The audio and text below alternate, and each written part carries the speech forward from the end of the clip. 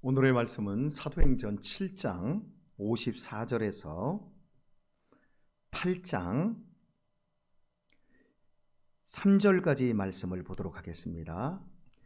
저희가 이 말을 듣고 마음에 찔려 저를 향하여 이를 갈거늘 스데반이 성령이 충만하여 하늘을 우러러 주목하여 하나님의 영광과 및 예수께서 하나님 우편에 서신 것을 보고 말하되 보라 하늘이 열리고 인자가 하나님 우편에 서신 것을 보노라 한데 저희가 큰 소리를 지르며 귀를 막고 일심으로 그에게 달려들어 성 밖에 내치고 돌로 칠세 증인들이 옷을 벗어 사울이라는 청년의 발 앞에 두니라.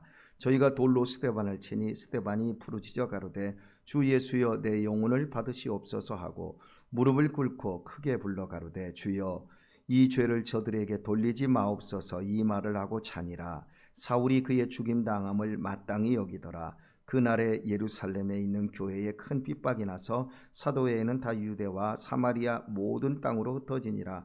경건한 사람들이 스데반을 장사하고 유하여 크게 울더라. 사울이 교회를 잔멸할새 갑집에 들어가 남녀를 끌어다가 옥에 넘기니라. 아멘. 사람들에게 인정받는다라고 하는 것은 참 좋은 일이지만 그것이 쉽지 않습니다. 그리고 하나님에게 더욱더 인정받고 사랑받는다라고 하는 것, 지지받는다라는 것, 그것은 더욱더 어려울 수 있습니다. 사람과 하나님에게 동시에 사랑받고 인정받는다라는 것, 그건 더더욱 어렵겠지요. 그런데 스데반이라고 하는 오늘 본문에 나오는 이 초대교회의 7명의 집사님 중에 한 분이신 스데반은 하나님과 사람에게 인정을 받는 사람이었어요. 칭찬 듣는 사람 7명, 성령과 지혜가 충만하여 칭찬 듣는 사람 7명을 세우라 했을 때 스데반이거든요. 그러니까 사람들에게 이렇게 인정을 받았어요. 그리고 오늘 본문에서 스데반이 죽을 때 하늘문이 열렸어요. 그리고 하나님 우편에 예수님께서 서신 것을 보았어요. 여러분, 이 표현 마지막 죽을 때 하늘문이 열린다라고 하는 건 그건 하나님께서 그만큼 인정하신다라는 거겠지요. 그리고 성경에 보게 되면 구약 성경이나 신약 성경에서 하늘문이 열리는 장면은 여러 번 나오고 그때 예수 그리스도께서 우편에 서신 것이 아니라 앉아 계신 모습으로 나옵니다. 유일하게 오늘 본문에서만 우편에 서신 모습으로 나옵니다. 왜 그럴까요? 스데반의 죽음에 대해서 우리 주님께서 그만큼 관심을 가지시고 그리고 급하시고 지지하시고 스데반을 어소속히 천국으로 데려가시기 위해서 끌어가시기 위해서 바로 예수님이 서셔서 준비하고 있는 그 모습. 그러니까 스데반은 예수님께서 하나님께서도 인정하시는 귀한 사람이었습니다. 자, 그렇다고 한다면 여러분 생각해 보십시다. 이렇게 훌륭하고 이렇게 사람에게나 하나님에게 인정받는 사람이 돌에 맞아 비참하게 죽어야 합니까? 당시에 신성모독죄로 죽음을 당하는 절차는 이러했습니다. 먼저 그가 신성모독죄의 판정을 받게 되어지면 그의 옷을 다 벗겨버립니다. 시로라기 하나 남기지 않고 다 벗겨버립니다. 그의 수치를 딱 드러냄으로 말미암아 하나님과 사람에게 버림받았다, 이런 의미로 저주를 퍼붓는 겁니다. 그 다음에는 성문 밖까지 끌고 나갑니다. 예루살렘 시내에서 죽이지 않습니다. 성문 밖까지 빨가벗긴 채 질질 개처럼 침뱉으면서 끌고 나갑니다. 그런 다음에 골짜기 한 3, 4m 되는 골짜기 아래에 떨어뜨려 버립니다. 그럼 3, 4m 아래에 골짜기로 떨어졌을 때 이제 골절되거나 이러면 픽 하고 쓰러지지 않겠습니까? 그 다음에 그 골짜기 위 언덕, 그 둔덕 위에서 큰 돌을 몇 개를 밑으로 그 사람을 향해서 집어 던집니다. 그러면 그 큰 돌에 맞으면 등을 맞으면 등뼈가 막 아스러질 것이고 내장을 맞으면 막 내장이 터질 것이고 머리 맞으면 머리가 박살이 나지 않겠습니까? 그런 식으로 죽입니다. 그런데 그렇게 해도 죽지 않으면 위에서 사람들이 돌멩이를 다 집어듭니다. 그리고 아래를 향해서 막 집어 던집니다. 그러면 죽게 됩니다. 그래도 살아있으면 마지막에 밑으로 다 내려가서 골짜기 밑에서 다 죽여버립니다. 이 비참한 죽음을 하나님과 사람에게 인정받는 스데반이 죽임을 당했습니다. 그런데 오늘 본문에서 제가 놓치지 않고 여러분에게 설교하기를 원하는 말씀은 바로 이 부분입니다. 60절을 보면 스데반의 죽음의 장면인데요. 무릎을 꿇고 크게 불러 가로되 주여 이 죄를 저들에게 돌리지 마옵소서. 이 말을 하고 자니라. 잠잔다라는 표현을 쓰고 있습니다. 죽었다라는 표현을, 숨을 거뒀다는 표현을 쓰고 있는 것이 아니라 잔다라는 표현입니다. 여러분, 잔다라는 표현은 우리에게 너무 좋은 표현입니다. 잠잔다라고 하는 건 쉼의 표현입니다. 너 수고했다. 하루 종일 여러분 수고한 사람은 잠이 잘 옵니다. 그러나 하루 종일 탱자탱자 편하게 놀고 낮잠까지 잠깐 즐기는 사람은 저녁에 잠이 안 옵니다. 연세 드시는 어르신들이 잠이 안 오는 이유가 낮 시간에 쪽잠을 조금씩 주무시고 이 몸을 많이 쓰지 않기 때문에 그 피곤이 몸에 더해지지 않음으로 말미암아 이 쉼이 필요했기 때문에 잠이 안 오는 겁니다. 우리 어르신들 너무 잠이 안 온다고 슬퍼하지 마십시오. 예, 고민하지 마십시오. 잠 못 자서 죽는 사람은 아무도 없습니다. 예, 여하튼 간에 잠이라고 하는 것은 열심히 일한 사람, 열심히 수고한 사람에게 하나님께서 선물로 주시는 것인데, 스데반이 사람에게 하나님에게 인정받으면서도 이렇게 개보다도 못한 죽음을 당한 것을 가지고 성경은 그가 잔다 이렇게 결론을 내어주고 있습니다. 도대체 왜 잔다라고 했을까요? 그 이유를 제가 이제 여러분에게 설명하려고 합니다. 자, 이 본문 이후에 스데반의 죽음 이후, 스데반의 그 죽음 전까지는 초대교회가 어떻게 형성이 되었고 베드로가 어떤 사역들을 했는지를 쭉 펼쳐주고 있습니다. 그러다가 스데반의 죽음과 함께 마지막으로 앵글이 바뀌어요. 여러분이 이 앵글이 바뀐다는 표현은 이런 겁니다. 혹시 여러분이 텔레비전 같은 데를 이렇게 보다 보면 카메라가 한쪽을 계속 비춰주다가 카메라가 다른 쪽을 딱 비춰줄 때 그게 앵글이 다른 쪽을 비춰준다. 앵글이 바뀌었다. 그러니까 화면이 바뀌었다 이런 뜻이에요. 그러니까 성경이 사도행전 1장에서부터 7장까지는 쭉 초대교회에 대해서 이렇게 쭉 얘기를 했었습니다. 그러다가 스데반의 죽음과 함께 앵글이 사울이라고 하는 교회를 핍박하는 청년, 아주 사악한 청년에게 바뀌어요. 자, 어떻게 바뀌나 볼까요?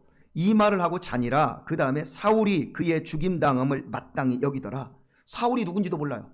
근데 갑자기 여기에서 이제 사울이 딱 등장을 하는데 그 사울을 58절에서 이렇게 표현해주고 있습니다. 그렇게 비참하게 스데반이 죽을 때 사울이라는 청년의 발 앞에 옷을 두었다. 증인들의 옷을 두었다. 이렇게 표현해주고 있습니다. 그러니까 사울이 여기서는 어떤 사람인 줄은 알지도 못한 채 사울이라는 사람이 갑자기 등장하는데 그 사울이 얼마나 흉포한 인간이고 얼마나 그리스도를 미워하고 예수 믿는 사람들을 싫어하고 그리고 핍박하고 죽이려고 혈안이 되었는가. 이 교회를 잔멸할 정도로 열심히 있는 사람이었어요. 그러니까 그 시대에 교회를 가장 미워하고 가장 핍박하고 예수님을 가장 증오하는 대표적인 사람이 사울이다. 이런 정도로만 이제 사울이 이렇다. 그리고 앵글이 딱 바뀌었어요. 왜 이렇게 할까요? 왜 이런 기법으로 성경이 기록이 되었을까요? 예, 사울이라는 인간을 이제 어디에서 출발했는가를 보여주기를 원하고 있는 겁니다. 사울은 스데반의 죽음이 없으면 사울이 되지 바울이 되지 않았을 것입니다. 사울이라는 청년이 변하여 바울 사도가 되어지고 이 바울 사도가 다메섹에서 예수님을 만난 이후에 그리고 그가 세계 전도를 하면서 3번에 걸쳐서 전도 여행을 하면서 얼마나 많은 교회를 세웠고 얼마나 많은 사람들에게 복음을 전했습니까? 사도 바울만큼 위대하게 쓰인 종이 없지 않습니까? 자, 바로 그 사울을 부르기까지 인간 말종, 예수 그리스도를 가장 미워하고 핍박하고 교회를 잔멸했던 그 대표 주자가 부름을 받고 쓰임을 받고 위대하게 이 복음 전파를 위해서 사용받은 그 모든 것, 그걸 위해서 쓰임받은 사람이 누구냐? 바로 스데반이다. 그래서 하나님께서 인정하시고 사람에게도 칭찬받고 인정받는 스데반이 그 수고로움을 다 했기 때문에 스데반의 죽음에 잔다 이 표현을 쓴 겁니다. 그리고 실제로 이렇게 훌륭한 스데반 같은 사람에게 인정받고 하나님에게도 인정받는 스데반이 전도를 하면 얼마나 많이 했겠습니까? 그런데 그 스데반이 이렇게 비참한 죽음을 당하고 스데반의 죽음으로 말미암아 스데반의 그 죽음 옆에 있었던 그 목도했던 이 사울이 결국 회심하고 스데반의 목까지 복음 사역을 감당해냈다. 그래서 잔다, 이 표현을 쓴 거예요. 누군가를 위해서 제물이 되는 것, 누군가를 위해서 희생하는 것, 그 삶은 결코 우리에게 저주가 아니라는 사실을 말씀하고 있는 겁니다. 사랑하는 교회 여러분, 우리가 젊은 날 어떻게 예수님을 알게 되었습니까? 우리가 어떻게 이 자리에 있게 되어진 것입니까? 누군가가 나를 위해 기도했고 누군가가 나에게 복음을 전하고 그 과정에서 그 사람들이 땀을 흘리고 그 사람들이 희생하지 않았습니까? 그렇다면 이제 우리 역시도 누군가의 희생이 되고 누군가의 복음 전파를 위해서 우리의 시간과 우리의 인생을 드려야 되는 자리로 나아가야 하지 않겠습니까? 인터넷에 보니까 이런 글이 있더라고요. 가장 큰 성공은 무엇일까? 사람이 살아가는데 가장 큰 성공이 무엇일까? 그걸 10대에서 100세 나이 때까지 그 성공이라고 하는 그 모습을 그려낸 게 있는데 좀 우습지만 여러분에게 말씀을 좀 드려보려고 합니다. 10대 때는 성공한 아버지를 두는 것, 그것이 인생의 성공이다. 20대 때는 학벌이 좋으면 인생에 대해서 성공한 것이다. 30대는 좋은 직장 다니면 성공한 것이다. 40대는 2차 쏠 수 있으면 성공한 것이다. 50대는 공부 잘하고 또 말 잘 듣는 자녀를 두었으면 성공한 것이다. 60대는 아직도 돈 벌고 있으면 성공한 것이다. 70대는 건강하면 성공한 것이다.